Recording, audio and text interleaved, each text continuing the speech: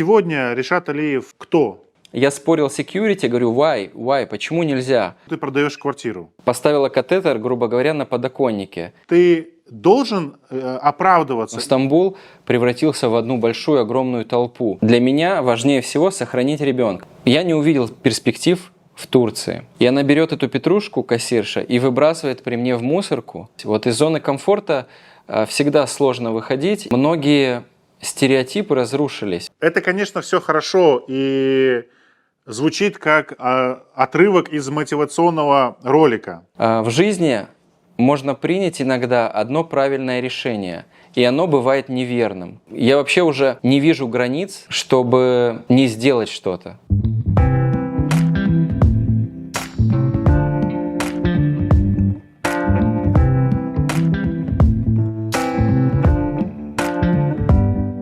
Все, отлично. Тогда можем начинать. Честно говоря, очень рад тебя видеть, Ришат. На самом деле, знаешь, так интересно получается, что сейчас наши друзья, наши знакомые не только в Крыму находятся, как говорится, да. И интересно сегодня с тобой пообщаться. Ты сейчас в Дубае, да, находишься? Сейчас нахожусь в Дубае, да. В этом году, конечно, меня жизнь побросала немножко по разным странам, но вот сейчас в Дубае у нас плюс, наверное, плюс 30 градусов. Достаточно жарко. Ну, смотри, давай мы к Дубаю чуть-чуть позже вернемся. Я знаю, с чего хотел начать. Во-первых, я тебя поздравляю. Я так понял, что у тебя пополнение в семье. Да, Саху. Да, и вот, знаешь, скажи так мне, как отцу, что называется, да, как отец отцу, скажи мне, каково это вообще, в принципе, рожать и вот эти все мероприятия в, по сути, другой, новой для тебя стране. Вообще, как это все происходило? Вот это решение рожать в Турции, оно когда принималось? Когда вы находились в Турции еще? Можешь рассказать про этот момент? Да, смотри, ты сам знаешь, какие начались события в сентябре месяце. И моя жена очень сильно переживала за меня, Аделина. И я принял решение, что для меня важнее всего сохранить ребенка. Она очень сильно переживала по поводу этой ситуации. И мы приняли решение, что нужно уезжать. И чтобы она не переживала, просто сохранить ребенка. Для нас это было самым главным. Никакие другие факторы не имеют смысла, не важнее, нежели сохранить ребенка. Поэтому мы выбрали Турцию, и в целом выбор был правильным, скорее всего. Сейчас, когда я уже вижу, как все прошло, а все прошло отлично, ребенок, главное, здоров. И, наверное, в совокупности с природой Турции, знаешь, нам удалось впервые в жизни 5 месяцев пожить не в Крыму. Я давно уже мечтал, я смотрел, как другие фотографы постоянно на зимовку уезжают там, на Бали, еще какие-то другие страны. И всегда у меня была такая мысль, а смогу ли я переехать куда-то на долгое время? И вот это была отправной точкой, то есть на первом месте стоял, конечно же, ребенок, его здоровье. На втором месте просто попробовать, получится ли у нас вот такой трип. И в целом нам все понравилось. Конечно, есть какие-то замечания, может быть, какие-то негативные моменты, но в общей массе мы очень довольны. Вообще, сейчас уже оглядываясь на весь этот опыт, да, на все вот это путешествие, я так понимаю, у тебя эти полгода длились как будто там 3 года, да, то есть очень насыщенное, получается, событиями время.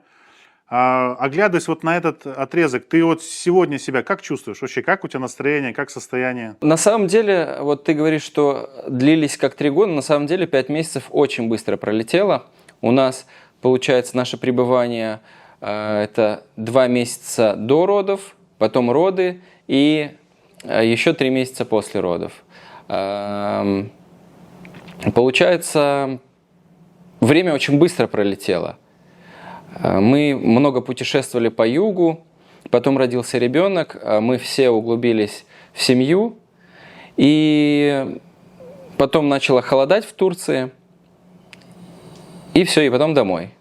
Как-то все очень быстро пролетело, вообще незаметно. Хотя есть такое мнение, что когда человек путешествует, время для него тянется дольше, потому что у него новые эмоции, новые впечатления. Вот. Но у нас как-то все быстро пролетело, незаметно. Если хочешь, я расскажу, и многим, наверное, будет интересно. Ну, многие говорят, что в Турции развита медицина, но развита, наверное, в плане сервиса больше.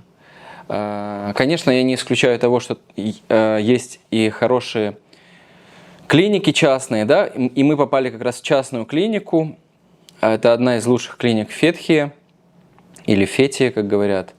Но были некоторые, знаешь, моменты. То есть, вот я считаю, что ковид прошедший не полностью научил турков, не приучил турков к антисанитарии. То есть у них так все и осталось, знаешь. К чистоте не приучил. К чистоте, да. Очень много моментов, которые мы обращали, они, знаешь, они это все как бы спускают на нет, но на самом деле для нас, для тех, кто привык немножко к другой медицине, немножко к другому отношению, для нас это непривычно. Вот, к примеру, мы когда пришли на регистрацию в клинику, ну, мы впервые с этим столкнулись в другой стране. Пришли на регистрацию рожать. Вот через несколько часов у нас должны быть роды.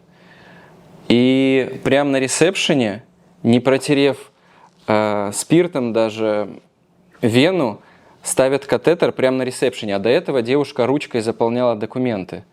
Понимаешь? И поставила катетер, грубо говоря, на подоконнике Аделине. Ну и мы такие, знаешь, немножко в растерянности, не успели понять. И там у них роддомы совершенно другие. У них роддом находится в обычной больнице. То есть наравне с роддомом палаты хирурга могут быть, там лора и так далее. То есть когда роженицу провозят на тележке в лифт, она может проезжать мимо очереди к тому же лору, терапевту и так далее. То есть люди сидят в очереди и смотрят на беременную женщину, которая лежит на, ну, вот этой коляске, как она называется. Ну, да. В целом отношение врачей в клинике очень хорошее. Они, знаешь, как твои тизешки, ингешки, родные анашки. Вот отношение очень доброе, прям сверхтеплое. И вот это очень сильно подкупает. У тебя есть с чем сравнить, да? У тебя есть первый ребенок, который ты рожал в Крыму, Да. и второй ребенок, который ты родил, получается, не в Крыму. И смотри, вот такой момент. У нас в Крыму, по идее, можно бесплатно родить. То есть вообще полностью, Ну да.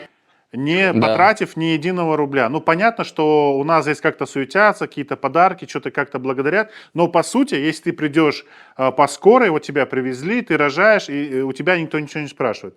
А в Турции вообще роды, Да. они сколько стоят? Вот вы, получается, туристы, у вас нет икамета, у вас нет ничего. Вы приезжаете рожать ребенка. Сколько это все стоит? Если ты покупаешь страховку, то роды обойдутся примерно в 5000 лир. То есть это примерно, ну, в 5-7 тысяч лир, это примерно 20-25 тысяч рублей. Но мы выбрали, как тебе сказать, мы выбрали частного врача, который арендует палату в частной клинике. Врач работает отдельно, у него есть свой офис, гинеколог, клиника отдельно. Но этот врач может арендовать, допустим, палату для родов. Вот. И роды в Турции нам обошлись вот именно гинекологу, ее зовут Айла, мы заплатили $1500, сейчас она уже 1700, насколько я знаю, берет. Это цена под ключ, то есть это вся цена, да? Это цена под ключ, вот мы платим $1500 и все. Больше мы ни за что не платим. Но в Турции немножко другие, как тебе сказать, правила. Получается, после родов, даже если это кесарево, выписывают на следующий день из палаты. Но если ты хочешь продлить палату, ты можешь продлить там, на несколько дней еще. Но по правилам выписывают прямо на следующий день. И у них в роддом зайти может кто угодно. Вот напротив палата была, там родила турчанка. К ним на следующий день после родов, наверное, человек 30 зашло с конфетами. Там. Про бахилы я вообще не говорю. Там в больнице бахилы никто не носит. Вот, даже если ты просто хочешь зайти в клинику, ты просто заходишь, не нужно абсолютно ничего. Но я читал такую мысль, что это делается для того, чтобы заносить бактерии в больницу. То есть в больнице не должно быть, по их мнению, слишком стерильно. Какие-то бактерии должны существовать. Не знаю, насколько это правильно, но вот так. Ну, это похоже на какую-то, не знаю, выживаемость. То есть выжил, не выжил. То есть, не знаю, мне кажется, что меры предосторожности какая-то... Возможно, у них проще. Просто это может быть в нашей голове, что заходить в клинику большому количеству людей неправильно. Может быть, мы просто уже привыкли так. Никто не знает же правды, как оно есть на самом деле. Но все-таки, наверное, какой-то стандарт все-таки должен быть. Там не больше 5 человек, к примеру. Но 20 человек заходить в одну палату – это тоже перебор. Интересный момент. Получается, что ты со своей семьей выехал, особо без подготовки. Я, правильно понимаю? То есть особо так не планировал? Да, все правильно. Для того, чтобы находиться в другой стране, в чужой стране, да, будем называть ее чужой, потому что все новое, нет ни связи, ничего. Нужно иметь какой-то запас денег, какие-то планы и так далее, и так далее. Ты изначально понимал, что ты едешь там на 5 месяцев, на 6 месяцев, может быть, на 2 месяца, или ты рассчитывал, что ты можешь там и год, допустим, быть? Почему я это спрашиваю? Это из того расчета, что как зарабатывать деньги. Ты пробовал, как-то думал, как можно заработать на месте деньги? То есть вот как вот встроиться, социализироваться вот в это общество? Да, я примерно понимал, какая может быть ситуация. Я взял с собой достаточное количество денег, но при этом я взял с собой всю технику свою с надеждой на то, что я смогу фотографировать в другой стране. Но мы хоть попали на юг Турции, но в этот момент, получается, уже был не сезон, и снимать в целом было некого. Вот. А когда мы уезжали, сезон только начинался. То есть я попал в промежуток, в который фотографировать было некого. Поэтому мы жили на наши собственные запасы. А ты до этого в Турции бывал? То есть как часто бывал вообще? Где ты был? Я до этого бывал в Стамбуле. И, честно говоря, вот это был 12-й год. Я очень полюбил Стамбул. Для меня он такой контрастный был. Ну, я тогда еще был после института, можно сказать, студент. Для фотографа, я тогда только набирал обороты, для фотографа Стамбул был идеальным местом, где стрит-фотография просто в каждом человеке проходящем. И когда я приехал в этот раз, уже прошло, получается, 10-11 лет, честно говоря, я не понял Стамбул, видимо, может быть, в силу моего возраста, а может быть, действительно оно так и есть. Но Стамбул превратился в одну большую, огромную толпу. Ты выходишь на улицы, масса людей, я просто не люблю большое скопление людей, массы людей, ты с утра выходишь из отеля в толпу, и вечером из этой толпы выходишь в свой отель. И что-то сфотографировать, как сказать, нужно фотографировать без уровня людей, чтобы сделать хороший кадр. Ну, если архитектуру. Потому что везде люди, огромные массы людей. И, ощущение столпотворения. Не знаю, в этот раз я не полюбил Стамбул. А это не связано с твоими внутренними переживаниями, внутренней такой неопределенностью? Я думаю, тоже, возможно, связано и с этим сложной ситуацией. Но если относиться к югу Турции, вот юг я очень сильно полюбил. Фетхи, Каш, Гёджек, Олю-Дениз. Это просто невероятно красивые места, которые, конечно, нельзя сравнивать со Стамбулом, но в эти места я просто влюбился. Я бы с удовольствием поехал еще раз туда. Там где-то в комментарии, я не знаю, я не помню где, ты сказал, что 5 месяцев это все-таки немножко долго, что идеальнее было бы покороче. А с чем это связано? На юге Турции все городки очень маленькие. И в целом один городок можно посмотреть за 3-4 дня полностью. То есть юг Турции можно объехать, наверное, за 2 месяца. Вот. И когда мы объехали большую его часть, потом начали повторяться. В те места, в которые мы особо сильно влюбились, мы начали ездить опять.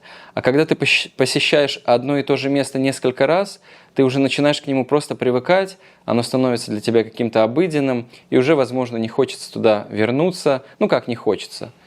Может быть, там, через какое-то время. Поэтому 5 месяцев – это, наверное, слишком долгое пребывание. Просто на потраченные деньги можно посетить еще другую страну. Поэтому идеальное, наверное, 2-3 месяца для юга Турции. Ты передвигался как? У тебя был какое-то место, куда ты постоянно возвращался? Или я вот видел у тебя в сторисах, у тебя был такой минивэн, да? То есть какая-то аренда какой-то машины. Ты все время двигался или у тебя был все-таки какой-то городок, где ты жил на постоянном? Нет, мы жили постоянно в Фетхе, между Фетхи и Алюдинизом, это район Оваджик называется. Он очень похож на районы, которые находятся под Айпетри. Вот такая же большая гора, с которой прыгают парапланеристы. И вот мы жили на вилле. У нас, то, что ты говоришь, был мини-бусик. Это мы просто снимали юморное видео. Для сториса, да, я понял. Да, это соседа автомобиль. А я арендовал, на 3 месяца я арендовал Fiat Legend он называется. Это одна из самых популярных машин. Она и недорогая в аренде, и достаточно хорошая машина. Получается, мы жили в одном месте и путешествовали. Я еще, когда увидел твой, этот сторис шуточный, я еще подумал, а зачем они минивэн арендовали? Думаю, как-то немножко непрактично. Но видишь, это как бы... Да. Вообще, я думаю, что у нас наша память, она работает вот на таких каких-то ярких воспоминаниях. Вот Турция, какие яркие воспоминания оставила после себя? Я понимаю, что там что-то красивое, что-то, но вот есть что ты можешь отметить для себя, что ты вот приехал домой и понимаешь, что вот Турция вот это про это? У меня не сама Турция, а вот люди, отношения с людьми. У меня появился друг из Англии, он жил на соседней вилле. Там история очень длинная. Его зовут Рид. Он жил с женой, жену зовут Ловис. Вот мы с ними очень сильно подружились, и потом им пришлось уехать. И вот мы до сих пор переписываемся. Потом это несколько мест, которые мне очень сильно полюбились. Не мне только, а вообще нашей семье. Там есть такой пляж Сими, он находится на полуострове. Это шикарное место, на которое можно подъехать прямо на машине, и виды просто невероятные. И вода такая, знаешь, прям какая-то мальдивская. Вот все-таки там в Средиземном море у них вода другого цвета, чем у нас в Черном море. Она у них более голубее, соленее. И еще одно место, оно находилось в Олюденизе. Я ездил на рыбалку. Вот мне Рид как раз подарил удочку, и я начал рыбачить там. Я увидел, знаешь, есть такая рыба, она называется махи-махи. Я увидел, как проплыла передо мной рыба махи-махи, огромная, зеленая, наверное, килограмм 6-7.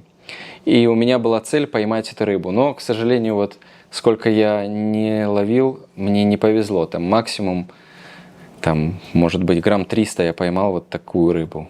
А в первую очередь впечатление о юге именно Турции, вот если сравнивать Стамбул и юг Турции по людям, в Стамбуле очень много приезжих, поэтому они не дорожат своей культурой, то есть они могут выдавать себя за турков, но на самом деле это не турки. А вот на юге там живут местные локальные турки, провинциальные немножко, они очень добрые, у них очень такое прям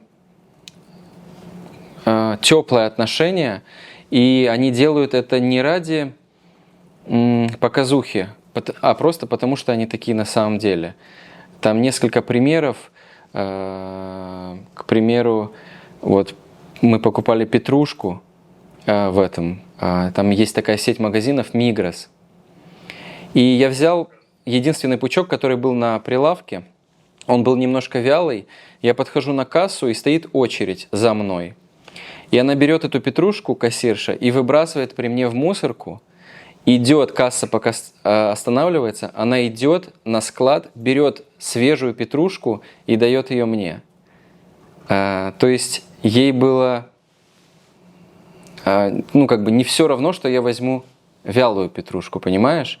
И она потратила время, прошла там несколько десятков метров, очередь стояла, ждала. Я просто спроецировал это немножко на Крым, представил себе эту ситуацию у нас.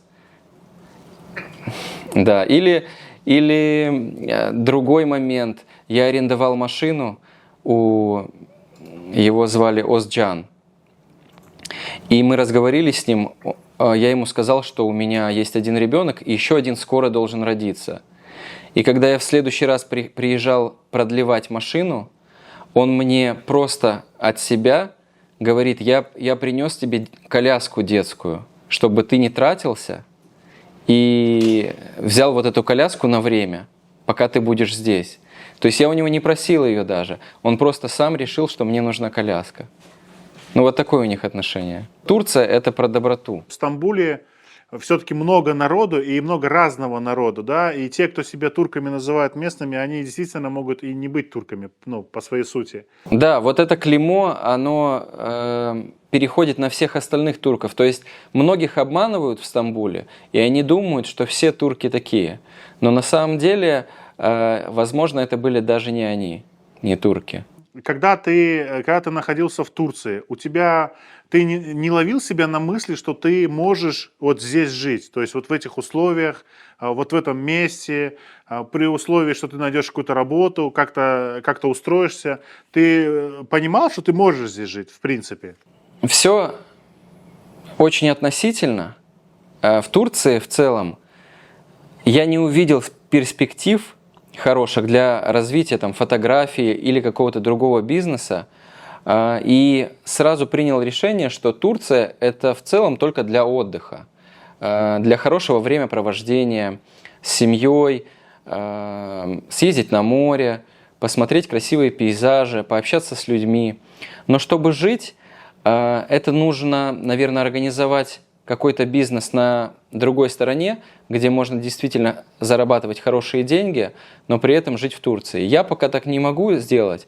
У меня основная статья дохода – это Крым. И я не увидел перспектив в Турции. Не знаю. И не увидел это в других ребятах, со многими общался. Многие говорят, ну там действительно низкий уровень зарплат. Там средняя зарплата это 7-8 тысяч лир, получается примерно 25-30 тысяч рублей. И даже для Турции это небольшая зарплата. То есть там сейчас после Нового года, там все-таки у них тоже сильная инфляция, тем более с этими сложившимися событиями, у них лира немножко обваливается. И поэтому Турция — это уже не та дешевая Турция лет 5 назад. Сейчас уже уровень цен достаточно высокий. Ты правильно, интересно заметил, что твой доход связан с Крымом. Сегодня, я думаю, что многие тебя знают как Ришат Алиев, это фотограф, такой бренд, да, фотографа.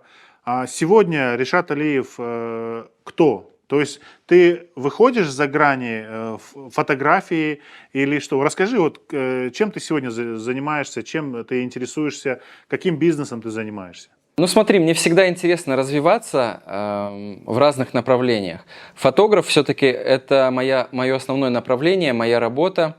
Кроме этого, я еще использую Инстаграм как рекламу. Я зарабатываю, честно скажу, на рекламе.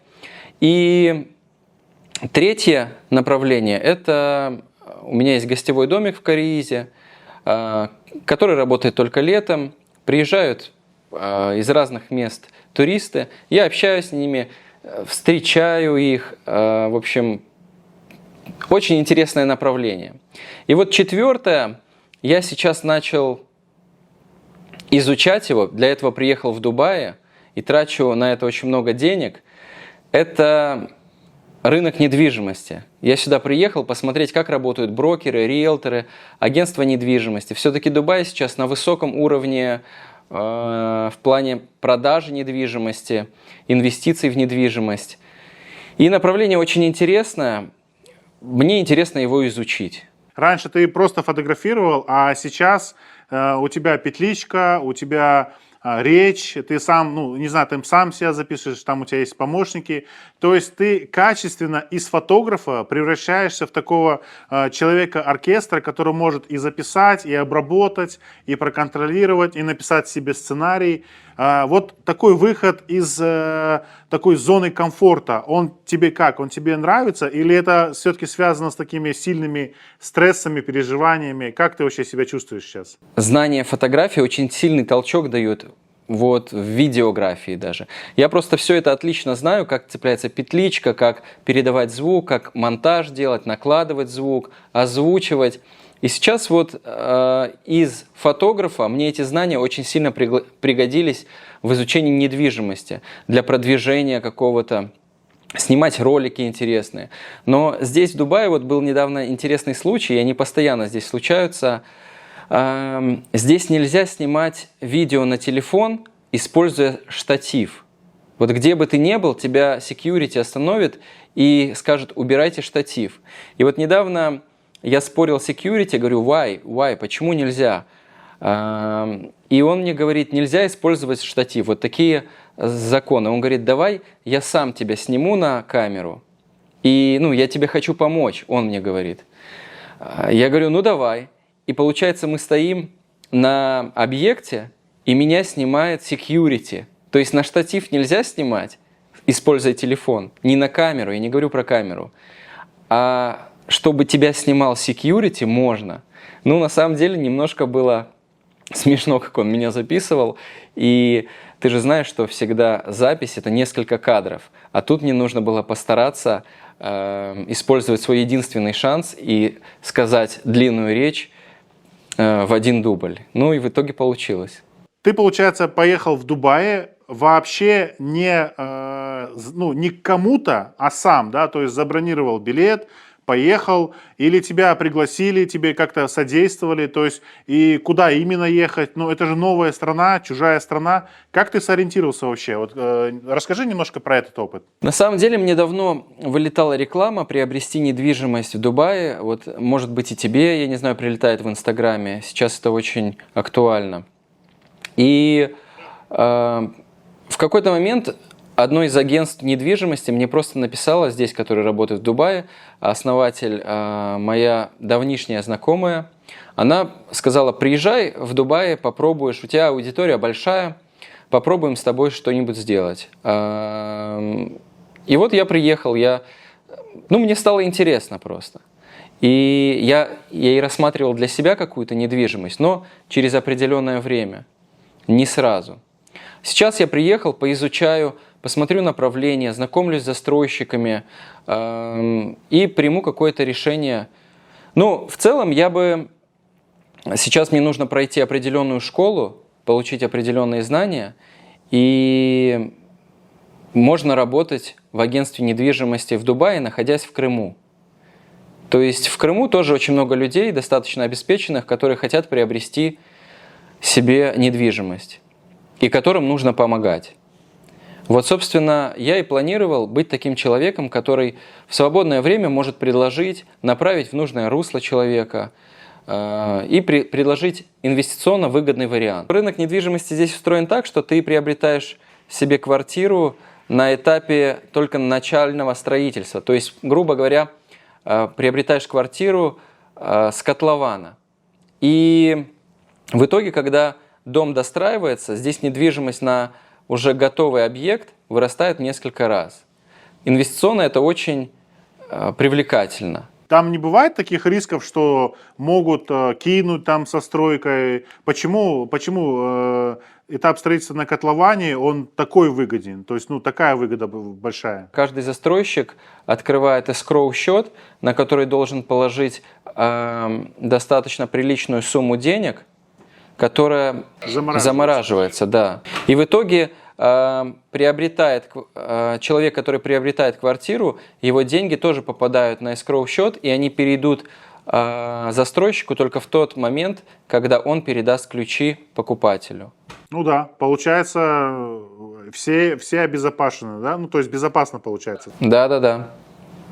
Опять же, снова получается, что ты завязан на Крыме, да? То есть ты можешь находиться в Крыму и зарабатывать дополнительные какие-то деньги, возможно, даже и приличные деньги, вот, занимаясь вот этим видом деятельности. Если я буду находиться в Крыму, он больше как вспомогательный. То есть в свободное время я могу этим заниматься, встречаться с людьми и предлагать им интересные варианты. Ты отвечаешь собой за сделку или ты просто перенаправляешь? То есть твое участие вот в этой сделке какое? Ты уже сам понял свое место в этом деле? В плане безопасности я уверен, потому что деньги всегда перечисляются на escrow счет, который блокируется. Я тебе скажу так, что на самом деле вот то звено, которое ты можешь занять, оно очень важное, потому что как раз-таки не хватает вот этих вот гарантий от своих людей, что там тоже можно на кого-то положиться. То есть получается очень такой важный такой мостик между одним народом, да, одной страной и другой страной. Да, тут со своей стороны я рассказываю все нюансы совершения сделки. Я просто сейчас очень много снимаю, прям нон-стопом. Каждый день я снимаю очень интересный контент про застройщиков, про то, как совершить сделки. Не успеваю выкладывать это просто все. И я рассказываю, как правильно это делать. Конечно, здесь есть тоже подводные камни определенные, которых можно избежать при сделке. Но ты правильно говоришь, я являюсь каким-то мостиком для того, чтобы человек мог правильно выбрать квартиру.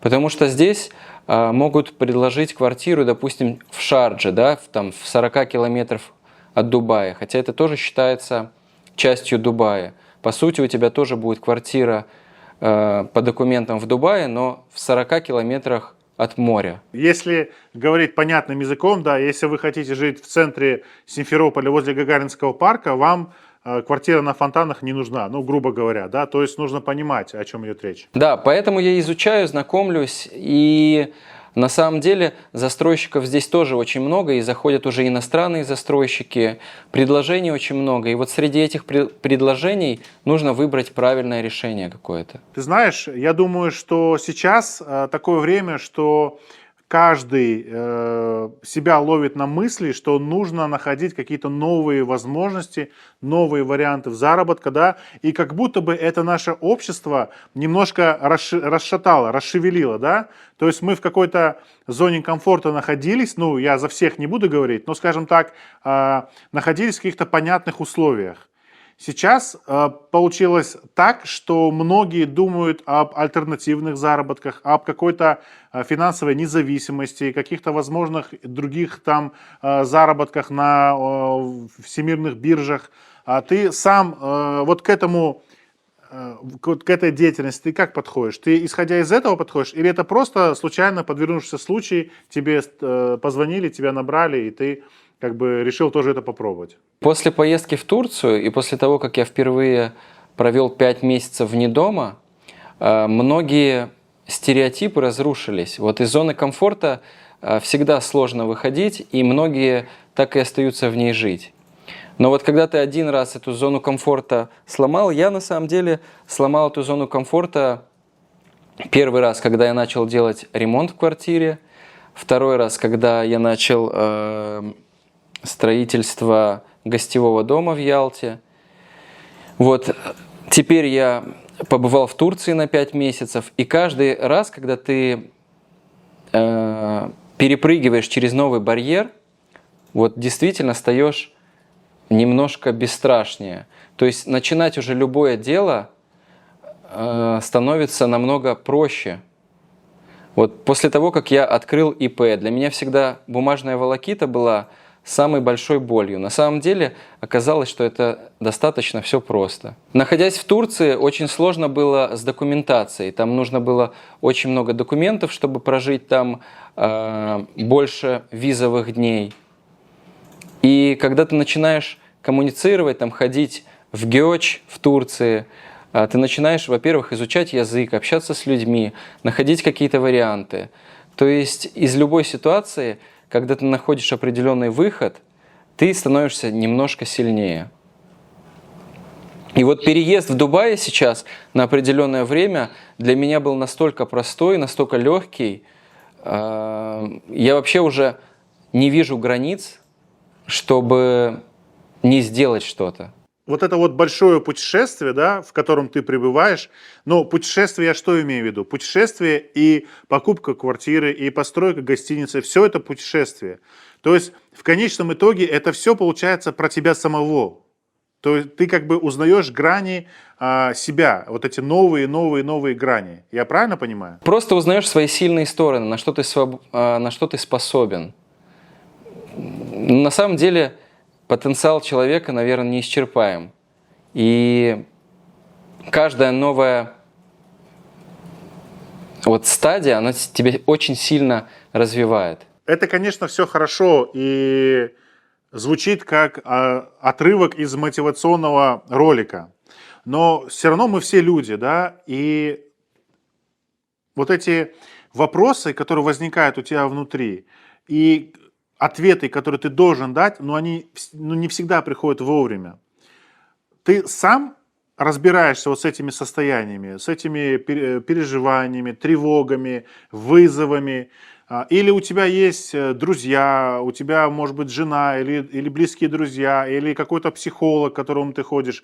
Как ты справляешься вот с этими ситуациями и как ты анализируешь вообще, что с тобой происходит? Ты занимаешься вот этими вопросами? Ну, к психологу я никогда не ходил, и почему-то не вижу пока каких-то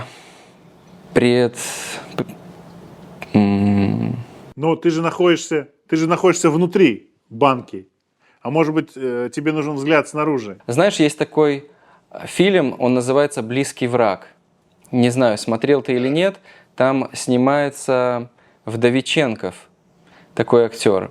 И там была такая фраза в конце фильма, он говорит, в жизни можно принять иногда одно правильное решение, и оно бывает неверным.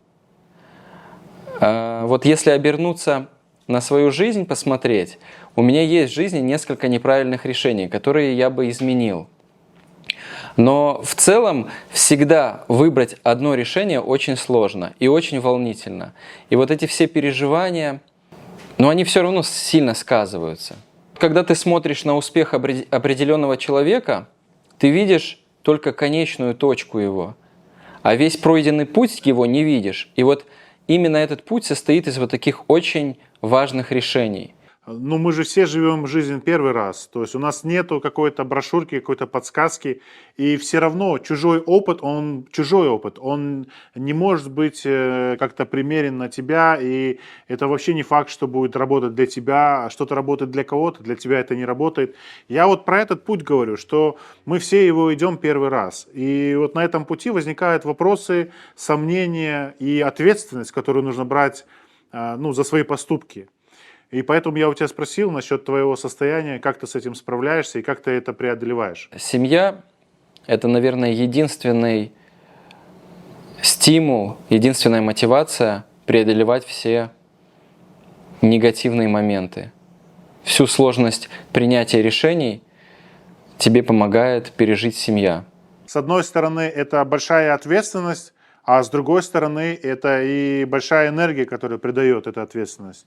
То есть получается такой самодвижущийся механизм. Да? С одной стороны ответственность, с другой стороны помощь, такая эмоциональная, энергетическая помощь. Да, я всегда переживаю за ответственность перед своей семьей, но в то же время сама семья меня наполняет мотивацией и сил двигаться дальше вперед. Ты публичный человек. И когда ты пропал из публичного поля, ну, скажем так, в Инстаграме, да, то есть ты перестал выставлять посты, ну, там в сентябре, в октябре, была такая у тебя просадка, и ты возвращаешься в интернет постом о том, что ты продаешь квартиру. И вот Да. этот вот, там были негативные моменты, какие-то колкие замечания, там, а что, а как, мнения были разные. Ты вот сам вообще как чувствуешь? Ты должен оправдываться или объяснять людям свои действия, будучи публичным лицом? Или же ты вообще, ну, никому ничего не должен объяснять, это твоя жизнь? На самом деле у меня бывает очень часто такое, что я вообще не хочу ничего постить. Это случается, наверное, пару раз в год. Абсолютно выхожу из всех соцсетей и ничего не публикую. Но а в большей степени мне очень нравится блогерская деятельность, рассказывать людям, подсказывать, какие-то лайфхаки давать. И когда я на долгое время пропал из социальных сетей, а потом сообщил, что мы продаем квартиру, люди сделали свой вывод. То, что, возможно, они ожидали от себя, они бы так поступили. И примерили это на мою семью и на меня. И многие решили, что мы уезжаем из Крыма просто потому, что я выставил квартиру на продажу.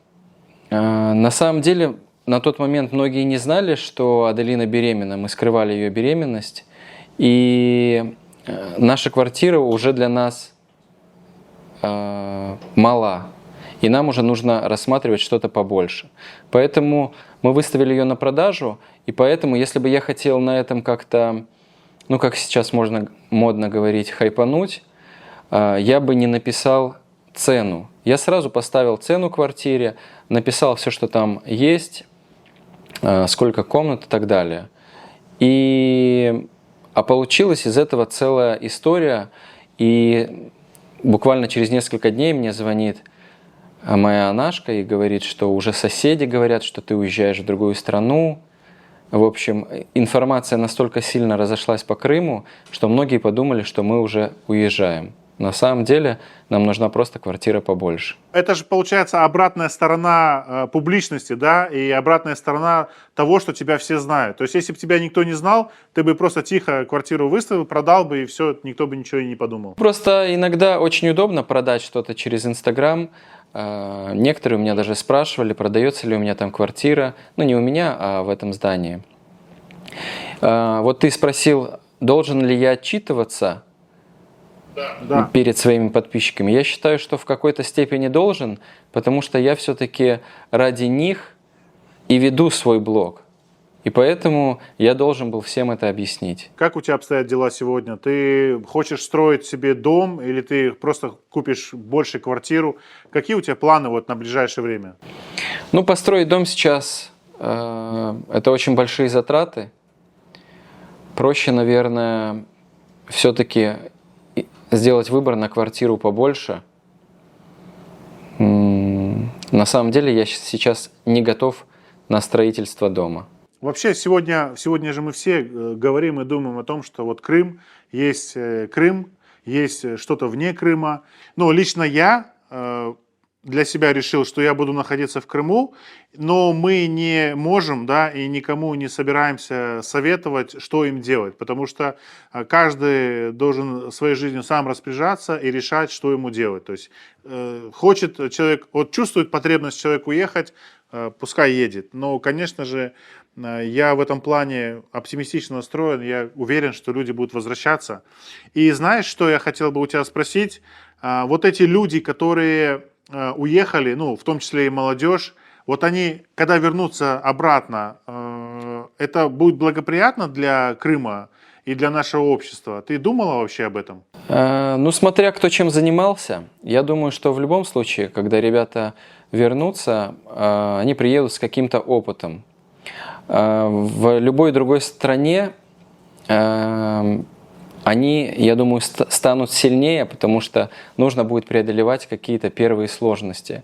У кого-то получится добиться определенных успехов, у кого-то, возможно, нет, но все равно с каким-то багажом они приедут домой. Ты сказал, что когда ты начал двигаться, выходить из зоны комфорта, у тебя начали рушиться стереотипы. А про какие стереотипы ты говорил? Допустим, то, про что я тебе говорил, что я всегда мечтал выехать на 5 месяцев, но всегда боялся, не знал. Для меня были стереотипы, что очень сложно всегда проходить документацию в плане продления визовых дней. Я всегда думал, что это нужно стоять в очередях. В плане аренды недвижимости, это же всегда тоже подписание договоров и так далее. Оказалось, все на самом деле намного проще. Оглядываясь на прожитый свой путь, да, ну, несмотря на то, что ты еще молодой, но все равно у тебя уже есть какой-то опыт. И вот оглядываясь на все вот эти шаги, ты веришь глобально в какую-то судьбу, да, что так должно было случиться? Или ты понимаешь, что в этом пути в основном это твои личные решения и твоя ответственность за эти действия, за эти шаги? Как ты относишься? Ты вот в большую судьбу веришь? Я все-таки верю в судьбу и во все то, что нам предписано. У каждого человека, наверное, все-таки есть определенный этап, который он должен пройти. И если, оборачиваясь, посмотреть назад, вот я недавно удалял фотографии, мне нужно было освободить память в телефоне, как это мы всегда делаем. И ты знаешь, я начинаю листать, и мне очень жалко удалять воспоминания из телефона. То есть фотографии — это же воспоминания. И я там за очень много лет у меня собралось фотографии. И я так словил себя на мысли, что в целом в свои 35 я прожил очень интересную жизнь, если оглянуться назад. Но если бы можно было исправить какие-то ошибки, возможно, ошибки 3 в своей жизни я бы не сделал, если бы была такая возможность. Обжигался с людьми, с которыми, наверное, не нужно было дружить. И все-таки, когда люди подводят, это тебя делает немножко твердее, жестче, черствее, да. Ты начинаешь меньше верить, возможно, в какую-то дружбу.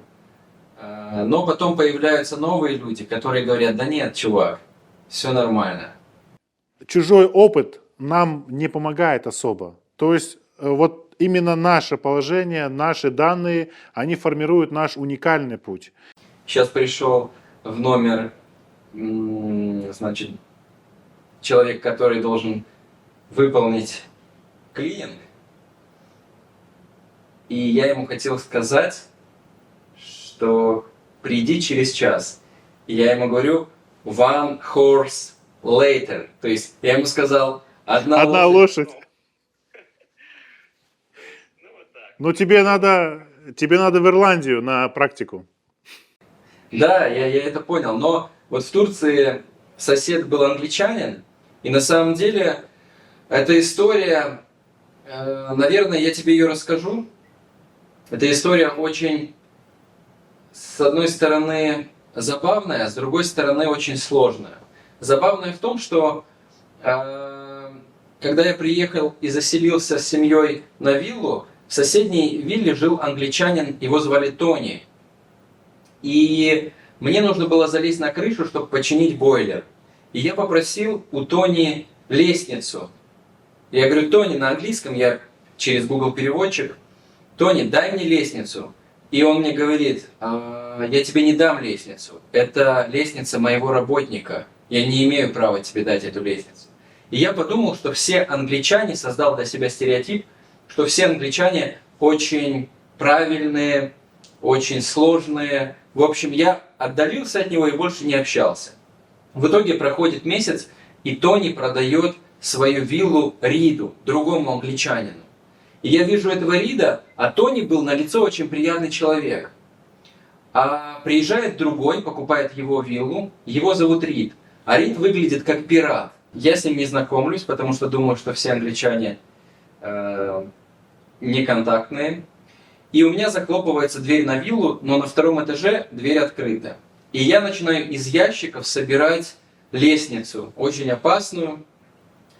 начинаю на нее залазить, и мне кричит Рид с соседнего двора, типа «Hey man, it's danger», ну, это опасно. И говорит: возьми мою лестницу, что ты мучаешься? То есть это та же лестница, которая была. И, в общем, так мы с ним познакомились, подружились. Он оказался очень прикольным чуваком. Он работал дайвингистом, добывал нефть, заболел ковидом, его легкие повредились, и ему нужно было возле хвойного леса жить, чтобы поправлять свое здоровье. Я его угощал нашими крымско-татарскими чебуреками, Аделина их жарила, мясо мы жарили, передавали ему. Он там апельсины со своего сада срывал. В общем, мы с ним очень хорошо законтактировали, я учил английский с ним, просто общаясь с человеком, с носителем. И 10 января Аделина должна была родить ребенка. А Риду сделали операцию, и 10 января ему должны были сказать, что с его здоровьем. И, в общем, 10 января Аделина рожает ребенка, и 11 нас выписывают, мы приезжаем домой, и приходит поздравлять Рид. Он пришел с большой корзиной, с женой, в общем, поздравил с рождением ребенка. И я увидел в его глазах какую-то грусть. Возможно, это даже были мокрые глаза, как бы слезы. И на следующий день, уже 12 января, Рид стучит в дверь, я открываю, и он говорит: чувак, я уезжаю в Англию и продаю свою виллу. Я говорю: Рид, почему? Он говорит: у меня выявили рак, и у меня страховка в Англии, а здесь лечение очень дорогое. И он говорит: извини, я уезжаю и продаю свою виллу. И, в общем, он сказал, что у него сегодня, 12 января, билет. В общем, мы с ним попрощались. И вот сейчас поддерживаем, он проходит реабилитацию, химиотерапию. В общем, вот такая история, которая случилась в Турции. Ну, у меня появился друг, он действительно стал хорошим другом, который учил меня материться даже на английском. И, к сожалению, вот произошла такая ситуация. Но он мне дал какие-то... Вот человек, который встретился просто случайно в моей жизни, дал какие-то мне знания английского, просто общение. Ну, ты знаешь, это, мне кажется, даже больше не про английский, а очень хороший урок про стереотипы, что можно нагородить, огромные стереотипы нагородить, да, и не утруждать себя. И самому в них поверить, понимаешь? И вот просто нужно всегда общаться. Говорят же, в любой ссоре с человеком всегда нужно общаться. И в общении появляется какая-то истина. Представь, что на другой стороне земного шара сидит молодой человек, который уехал из Крыма, ну, по обстоятельствам, и ему нужен, вот он смотрит это видео, и ему нужен совет. Вот дай, пожалуйста, от себя совет этому молодому человеку. У крымских татар и у мусульман есть такое слово, как сабр. Это терпение. И вот тот человек, который проявляет терпение, Аллах ему всегда дает еще больше. Поэтому моим советом будет все-таки сабр. Человек, который умеет терпеть, у него всегда все будет хорошо.